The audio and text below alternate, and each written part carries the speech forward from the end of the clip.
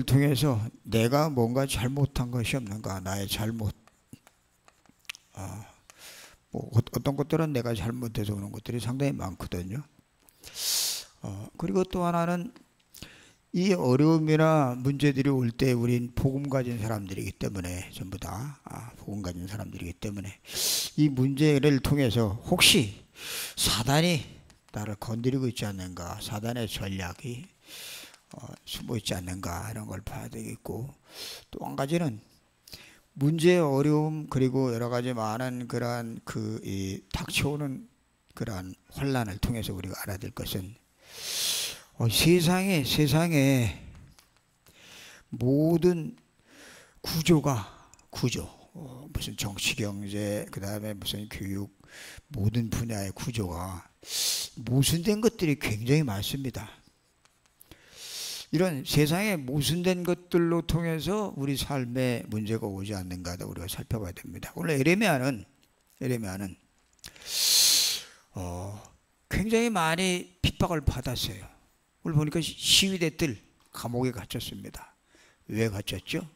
앞으로 바벨론의 포로가 될 것이고, 여기서 빠져나오지 않으면, 하나님을 바라보지 않으면 우리는 영원히 멸망할 것이다 라고 하는 그런 하나님의 진리의 말씀을 전했는데, 그 말을 이 지도자들이 안 받아들여요. 그래 막 거기서 그 신바벨론파, 그 다음에 바벨론파 뭐 그런 식으로 막 갈리는 겁니다. 우리 똑같아요. 여당 야당 막 갈리는 것이 전부 그런 힘의 논리에 의해서 이렇게 갈려지는 그런 세상 모순이 때문에 우리의 삶 속에 어려움과 문제가 올 수 있다고 하는 사실입니다. 이 문제가 나라 전체에 올 수도 있고, 또 그리고 어떤 기관, 어떤 특별한 그러한 조직을 막 와해시키려고 문제가 올 수도 있습니다. 그럴 때마다 우리는 위기, 문제, 그리고 어려움 올 때마다 이 땅에는 하나님의 나라가 이루어져야 되는데, 하나님의 나라, 그런데 하나님의 나라 반대되는 게 뭐죠? 사단 나라, 사단.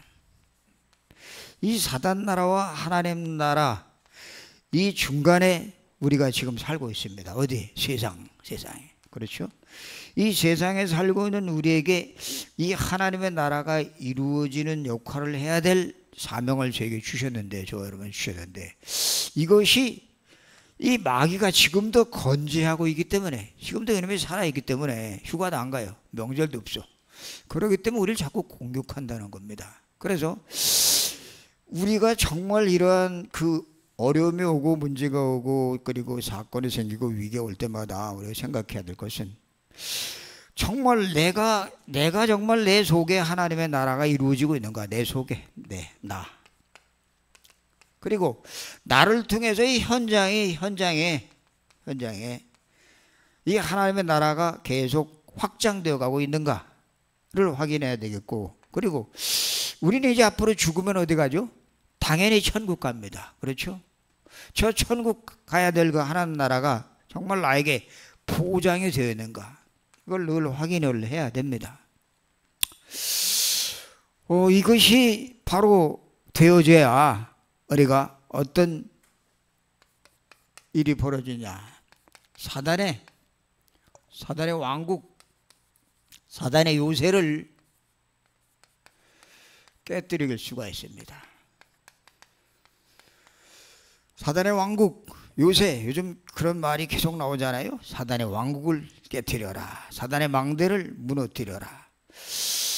굉장히 그냥 막 가슴 설레는 그런 말씀을 전지고 있는데, 자, 이 사단이 만드는 왕국이, 사단이 이 세상의 모든 사람들, 이 세상에 살고 있는 모든 사람들을 이게 장악하고 있어요. 딱 붙잡고 있어요. 그래서 우리 인간들을 혼내게 만들고 혼란하게 만들고 있다는 사실입니다.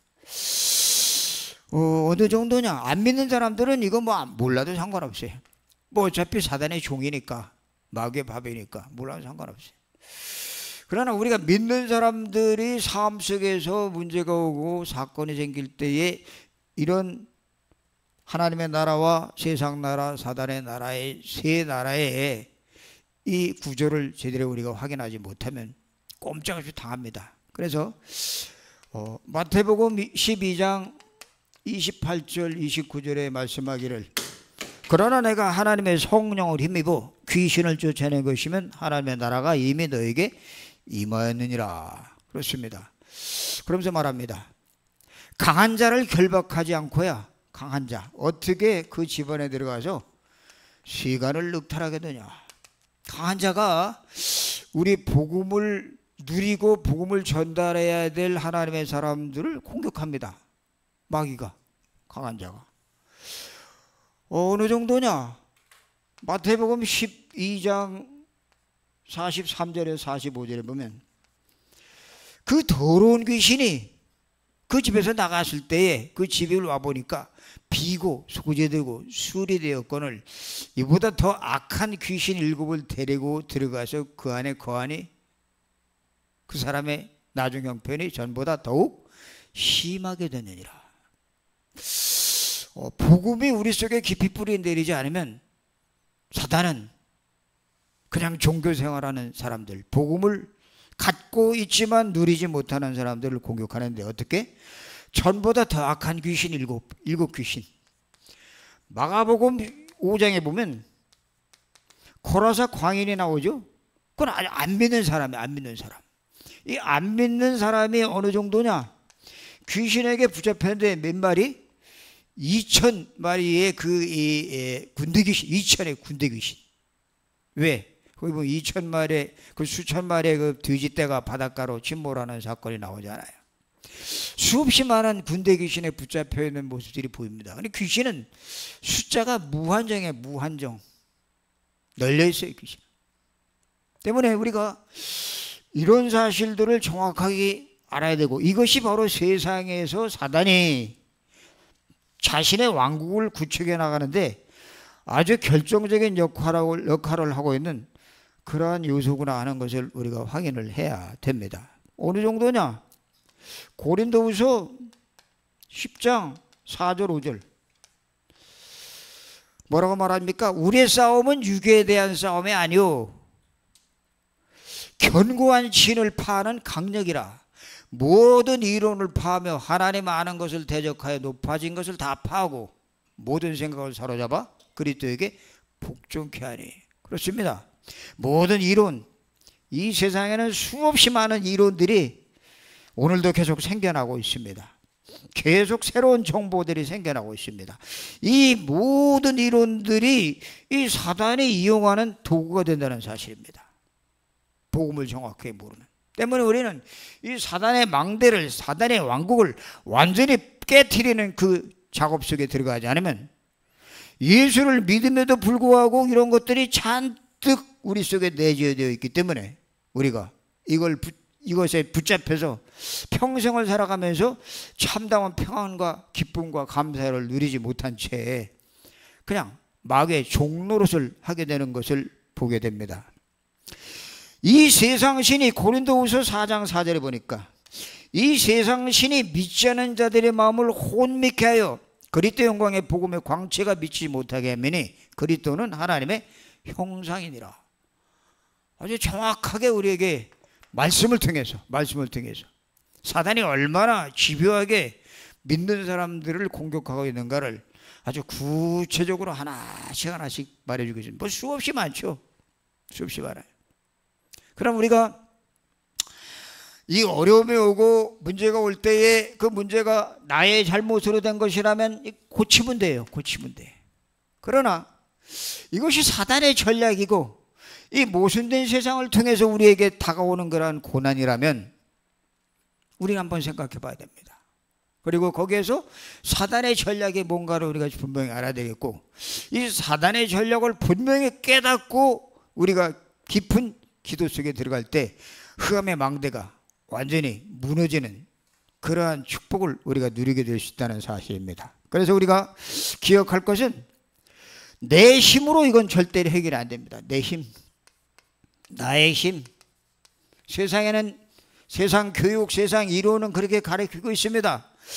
네가 힘써서 하면 된다. 네가 열심히 하면 된다. 네가 노력하면 된다. 너에게는 어마어마한 잠재력이 있다. 그걸 마음껏 활용해라. 그러면 네가 최고가 될 수 있다라고 세상 이론은 그렇게 부추기고 있어요. 거기에 빠져갖고 수많은 사람들이 이 세상 것을 향해서 저 메슬로의 5가지 이 욕구를 향해서 계속 달려갑니다. 안 돼요.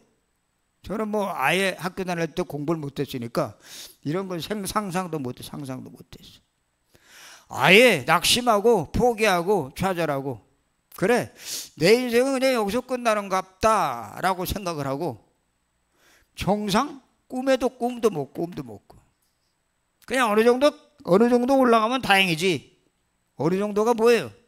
의식주 해결하기도 힘들어. 의식주 밥 먹고 살기도 힘들어. 밥 먹고 살기도 힘든 세상에서 제가 태어났어요.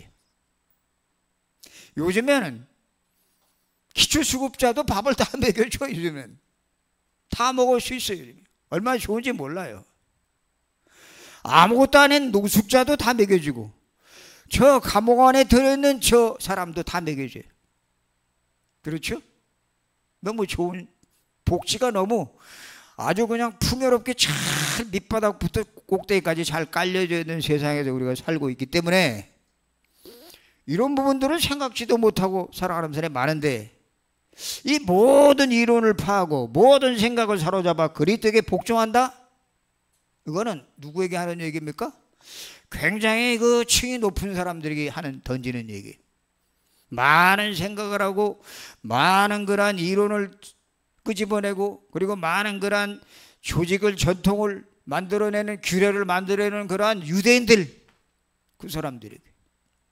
유대인들은 복음을 바로 하나님의 말씀을 통해서 줬는데, 그 복음의 주인공 되신 예수가 왔는데 그 예수를 어떻게 했어요? 그가 메시아가 아니다라고 생각을 하면서 예수를 십자가에 못 박는 일에 아주 최선봉에 섰던 것을 보게 됩니다. 빌라도 총독에게 말해요. 저 사람을 죽이지 않으면 당신은 가이사의 충신이 아닙니다. 죽여야 됩니다. 빌라도가 아무리 그 예수님을 통해서 죄를 찾아보려고 해도 죄가 없었어요. 여러 번 탐색을 해봐도 죄가 없는 것을 발견하고 유대인들에게 말합니다. 나는 그에게서 죄를 찾지 못하겠노라. 너희들이 알아서 해라 라고 그 유대인들, 그 지도자들에게 예수님의 죄 없음을 얘기하면서 석방시켜주려고. 근데 어떻게 돼요? 유대인들이 자기들이 그동안 기다리던 모세와 엘리야 같은 그런 왕으로 오실 분이 아니라 목수의 아들로 오신 그 예수가 자기들의 그 체제를 완전히 붕괴시키는 그러한 역사를 하는 것을 보았기 때문에 그들은 거기에 대해서 반항을 한 겁니다. 죽여야 된다. 어떤 죄목으로? 신성모독죄로. 지가 하나님이라고 한다. 지가 메시아라고 한다. 라고 하는 건 신성모독죄로 죄명을 씌워갖고 죽이는데, 예수님은 죽음을 당하면서도 십자가에서 말합니다. 죽음을 당하면서 주여 저들의 죄를 용서하여 주옵소서. 모르고 저지랄합니다. 모두 저지랍니다. 그리고 그분이 그 죽으실 때 마지막 하신 말씀 뭐죠? 요한복음 19장 30절. 다 이루었다. 다 끝냈다. 여러분, 이 신약에 나온 2000년 전에 예수님의 그 독백이 이미 예수님이 오시기 전에 수천 년 전에 선지자들을 통해서 계속 예언되어 나왔던 내용들의 그 핵심을 붙잡고 있던 사람이 누구? 오늘 에레미야입니다. 에레미야가 시위대 때려 갇혔어요. 그 갇힌 상황 속에서 에레미야는 그때 하나님의 말씀이 그에게 두 번째로 임하니다 라고 기록되어 있습니다. 그래서 말합니다. 이를 행하는 여호와, 그것을 만들어 성취하시는 여호와, 그 이름을 여호와라 하는 이가 이와 같이 이루시는도다. 너는 내게 부르짖으라. 그러면 내가 내게 응답하겠고 내가 알지 못하는 크고 비밀한 일, 은밀한 일을 내게 보이리라. 그렇습니다. 아무리 세상에 모순되고 사단의 전략이 아무리 강하고, 그리고 내가 혹시 잘못했다고 할지라도 모든 일을 행하는 분은 누구요? 하나님. 우리의 생사복을 주관하시는 분 누구요? 하나님. 우리의 제삿날을, 우리의 죽을 날을 다 준비하시는 그분은 누구? 하나님. 하나님의 절대 주권을 이 에레미야가 시위대들에 갔을 때, 시위대들 완전히 세상과 단절되고 사람들의 도움을 받을 수 없고 전혀 어떠한 다른 사람들의 위로를 받을 수 없는 그런 악조건 속에서 하나님의 음성이 임하게 되는 것을 보게 됩니다. 여러분, 삶 속에 어려움이 올 때에 내 힘으로 해결하면 절대 안 돼요. 내 힘. 왜? 내 힘으로 해결하지 못하는 것들이 너무나 많기 때문에 그렇습니다. 그럴 때 우리는 내 힘으로 해결하다 안 되면 어떤 일이 생겨요? 자꾸 한계를 만나요. 낙심하게 되고 포기하게 되고 그리고 타락하게 되고 그리고 다른 길로 가게 되고 그러다가 심지어는 자살하게 되고 이게 지금 우리가 살고 있는 이 세상의 모습이에요. 이 세상. 그럼 이런 속에서 우리가 이 어려움을 이 나에게 닥쳐온 이 고난을 그리고 우리 조직 속에 닥쳐오는 우리 조직을 와해하려고 하는 그러한 모든 사단의 전략을 어떻게 이것을 부수고 우리가 하나님의 축복 속으로 들어갈 수 있을 것이냐. 첫째, 다른 거 없어요. 이 위기를 전환점으로 바꿀 수 있는 유일한 길, 매일 뭘 해라? 임마누엘을 누리시 바랍니다. 매일매일 임마누엘 누려. 매일매일. 오늘도 임마누엘, 내일도 임마누엘, 어저께도 임마누엘, 모레도 1년 후에도 영원할 때까지, 영원히 갈 때까지 우리는 매일 임마누엘을 묵상해야 돼. 임마누엘이 뭐라고요? 복잡하게 생각할 거 없어요. 원래 인간 하나님 만들었다. 그런데 우리 인간에게 문제가 왔다. 그 문제로 인해서 우리 인간이 온갖 저주와 재앙과 고통 가운데 빠지게 됐다. 그래서 죽으면 우린 지옥 간다. 그 육신적인 문제, 영적인 문제로 말미암아 육신적인 문제가 왔고 그 때문에 우리는 영원한 지옥에 빠진 이 문제에서 우리를 해결하실 분이 누구요? 바로 예수가 그리스도라는 사실에 대한 답을 갖고 그것을 계속 누리는 것을 임마누엘이라고 합니다. 임마누엘. 쉬워요. 왜? 우리 주님이 다 해놨기 때문에. 이걸 매일 누려야 돼. 매일매일. 잠잘 때도 누리고 평상시에도 누리고 일이 있을 때도 누리고 없을 때도 누리고 항상 묵상하고 이 말씀을 언약을 붙잡고 계속 누릴 때에 어떤 일이 생겨요?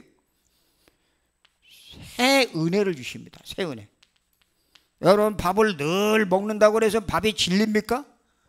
먹으면 자꾸 우리 마음과 영과 그리고 육신이 자라잖아요. 성장하잖아요. 애기들은 빨리 커요. 어른도 마찬가지만 밥맛이 없고 음식 맛이 없으면 뭐예요? 병 들어온 거예요. 근데 하나님 말씀도 계속 매일매일 묵상해요. 매일. 왜? 그래야 하나님 우리에게 새 은혜를 주셔요.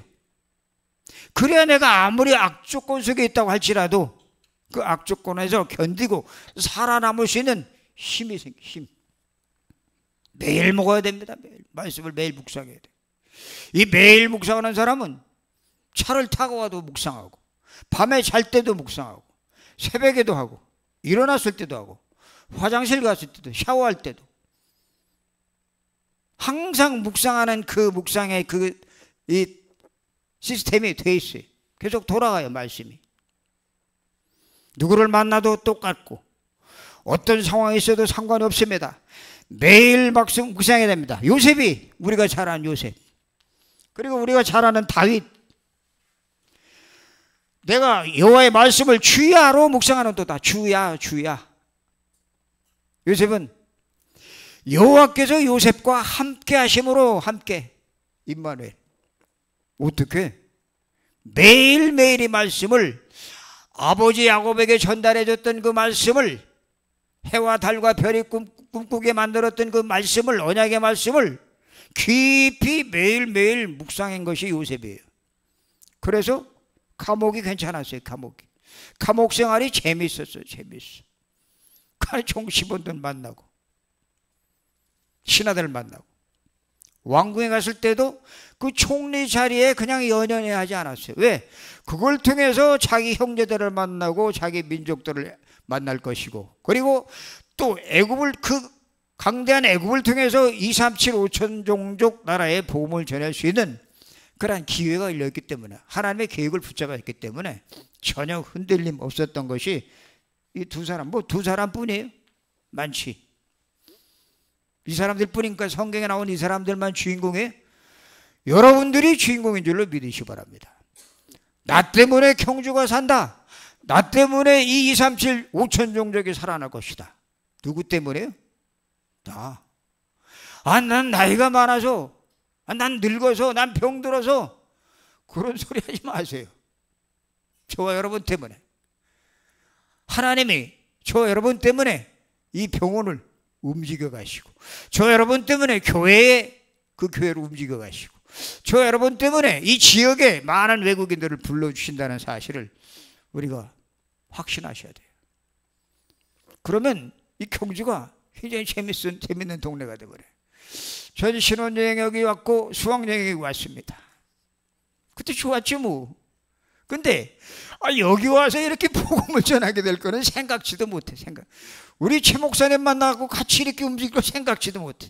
우리 신 목사님 만나가지고 같이 움직일 거 누가 생각을 했겠어. 우리 신 목사님은 물어보니까 늘 여기 오시기 전에 계속 이 병원을 위해서 기도하고 계셨다 그래요. 얼마나 감사해요. 이게 시공을 초월하는 역사가 나타납니다. 뭐하면? 매일매일 말씀을 묵상하면. 제일 쉬운 게 이거예요. 문제 닥쳐서 그 문제를 내가 해결하려고 하면 한계에 부딪히지만 하나님이 다 해놓은 말씀을 깊이 묵상을 하면 나에게 날마다 무슨 은혜? 새 은혜를 부어주십니다.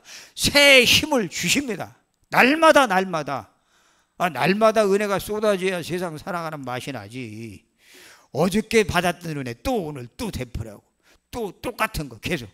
아니요. 왜 그러느냐? 하나님은 얼마든지 우리에게 무궁무진한 축복을 주실 수 있는 전지전능하신 분이기 때문에 오늘도 뭐만 하면 임마누엘 속에 들어가게만 매일매일 깊은 임마누엘의 축복을 누리시는 우리 모든 사역자들 되시길 바랍니다. 자, 뿐만 아니라 주님이 말씀하십니다.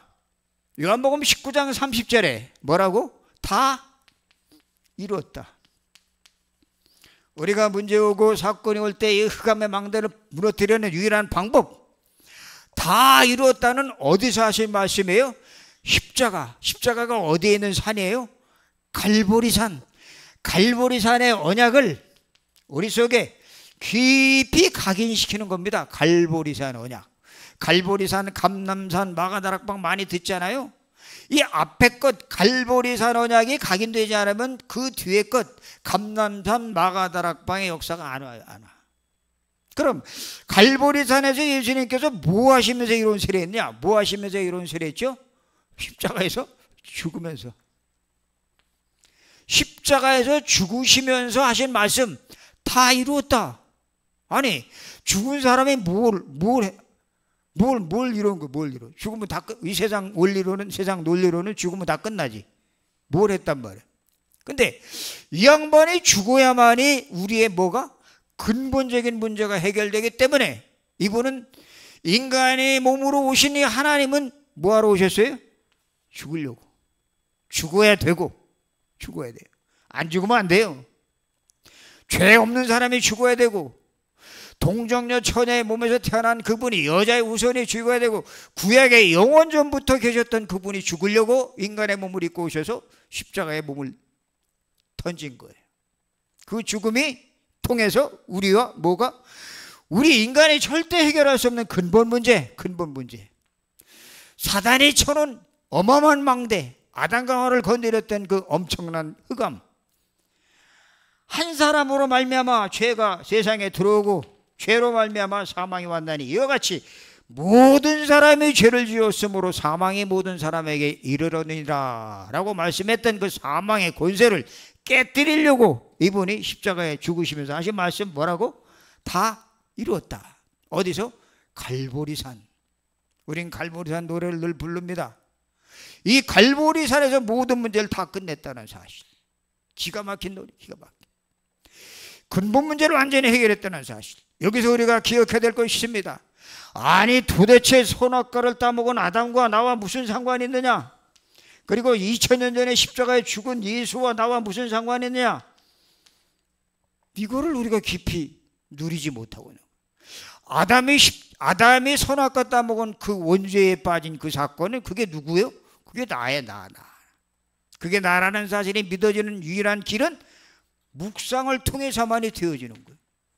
저 예수가 2000년 전에 죽은 예수가 나하고 무슨 상관이 있느냐가 이게 확인되는 그 유일한 방법이 뭐예요? 묵상이에요, 묵상. 이 깊은 속에 들어가지 않으면 그 아담과 하와가 저질렀던 범죄는 동화 속에 나오는 것, 신화 속에 나오는 것, 전설 따라 삼천리 속에 나오는 것, 옛날 저 흑백 텔레비 속에 나왔던 것. 예수님의 십자가 사건은 아니 도대체 예수님이 죽은 게 나하고 무슨 상관이야? 이스라엘의 그 이 왕으로 오신 그 양반이 죽은 게 나하고 무슨 상관이야? 전혀 상관이 없어요. 이것이 나에게 완전히 관계가 되는 관계가 완전히 형성될 수 있는 개인화가 돼. 개인화. 나에게 이것이 이 객관적인 성경에 나타난 객관적인 사실이 나에게 주관적으로 나한테 체험되고 맛보아지지 않으면 우리는 흑암의 망대가 안 꺾입니다. 안 꺾여요. 그러니까 이거는 아주 쉬운 건데 너무너무 어렵게 세상 종교 단체들이 이상하게 만들어 놨어요. 복음은 굉장히 쉬운 거고 굉장히 간편한 것이고 굉장히 간단한 것이고 굉장히 심플한 것인데도 불구하고 아주 복잡하게 만들어 놔가지고 우리 인간의 머리를 아주 혼란시키게 만들어 놨어요. 그렇죠? 그래서 다 이뤘다가는 약속 우리 확실히 붙잡고 우리가 이 깊은 속에 들어갈 때 어떤 일이 생기느냐? 그 뒤에 나오는 그 감람산 마가다락방의 역사, 이거는 자동으로 따라오게 되는 겁니다. 자동으로. 왜? 죽어야 성령 충만 속에 들어갈 수가 있어요. 안 죽으면 성령 충만 속에 못 들어갑니다. 죽음 속에 들어가야, 이 묵상 속에 깊이 들어가야 나의 과거가 보여요. 나의 과거. 내가 뭐에 붙잡혀 있는가가 보여요. 이게 보여야 치유가 되지. 이게 안 보이는데. 깊은 내 속에 있는 것들이 뿌리 내린 그런 가시들이 보여져야 되는데 이게 안 보이면 자꾸 우리는 사람에게 의지하려고 그래. 그 사람에게 내가 자꾸 위로를 받으려고 그러고. 우리 인간이 그래 약해. 왜? 이 사회 구조가 그렇게 만들어져 있기 때문에 자꾸 사람에게 의지하고 그리고 뭔가 해보려고 그러고 그리고 그 사람이 나에게 관심을 안 가지면 삐지고. 성경은 너 홀로 살아남아라. 홀로. 우리는 이 세상에 태어날 때 엄마의 뱃속에서 태어났지만 홀로 살아가는 존재입니다. 홀로. 저는 우리 집사람 있을 때 둘이 같이 재밌게 잘 사는 줄만 알았어요. 착각을 해. 착각. 열심히 서로 같이 이렇게 도와주고 살아가면 잘 되는 줄 알았어. 웬걸. 이 복음을 몰랐을 때는 그게 부부간의 사랑인 줄 알았어요. 아니요.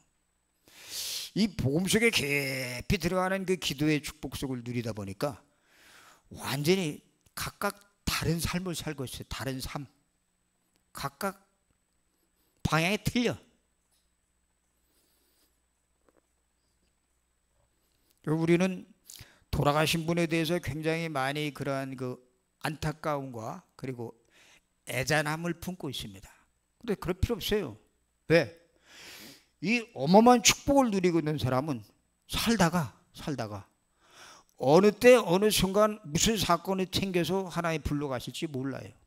그러나 그 불러가는 그 사건을 통해서 그 사건 속에서 문제 속에서 하나님의 계획이 뭔가를 찾는 사람은 그 사건 문제가 오히려 큰 축복이 됩니다. 이걸 못 찾으면 우리는 계속 그 회환에 붙잡혀서 살아요. 계속 옛날 생각에 붙잡혀서 그때 좀 더 어떻게 해줬을 거야. 저 잘해줘야 되는데 뭐 그런 생각으로 있을 때 잘할 건 뭐 그런 생각으로 천만에 오늘 성경에 보니까 말합니다. 시위대 뜰에 갇힌 예레미야에게 말합니다. 하나님이 이를 행하시는 여호와, 그것을 지어 성취하는 여호와, 그 이름을 여호와라가 하는 이가 내게 이르노라. 너는 내게 부르짖어라. 그러면 내가 네게 알지 못하는 크고 비밀한 일을 보이리라.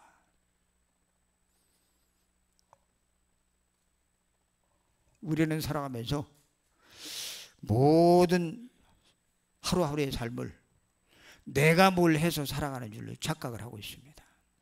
아니요. 오늘 하루도 하나님이 우리를 살려주지 않았으면 우리는 살 수가 없어요. 그렇죠? 하나님 무슨 사건을 통해서 날 데려갈 수도 있어요. 사건을 통해서 뭐 사고 나게 해서. 그러나 그런 속에서 아직까지 생명을 건져주시고 유지하게 하신 것은 나를 통해서 이 흑암의 망대를 꽂고 이 땅에 하나님의 망대를 세우라고 하는 하나님의 어마어마한 명령이 있기 때문에 그 명령에 준행하기 위해서 저와 여러분을 아직 살려두신 거예요. 우리가 그 속으로 들어가야 돼요. 우리 인생, 우리 렘넌트 빼고는 전부 다 나이들이 많으신데 저 렘넌트는 앞으로 길게 봐야 돼. 길게. 그러나 우리는 그렇지 않잖아요. 그렇지만 저와 여러분들이 이 언약 속에 들어가서 깊은 언약의 비밀을 누리기 시작할 때에 우리 후대들이 살아나고 237, 5천 종족들이 살아나는 역사가 일어나게 됩니다. 그래서 연세 많으신 분들 절대 걱정할 거 없어요. 왜?